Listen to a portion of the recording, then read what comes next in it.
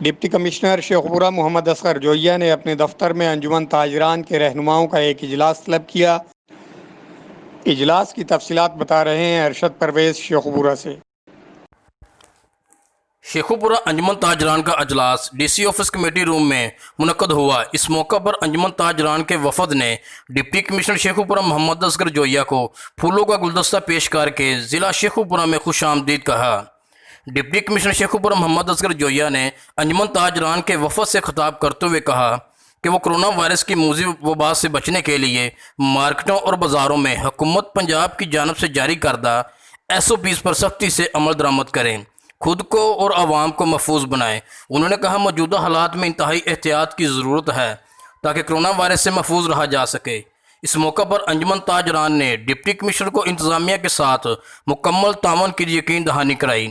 Deputy commissioner Sheikhupura انجمن تاجران کے وفد سے کہا کہ ہائی کورٹ کے فیصلہ کی روشنی میں چینی کی قیمت 70 روپے مقرر کی گئی ہے، اس پر عمل درآمد یقینی بنایا جائے تاکہ عام آدمی تک سستی چینی کی فراہمی کو ممکن بنایا جا سکے۔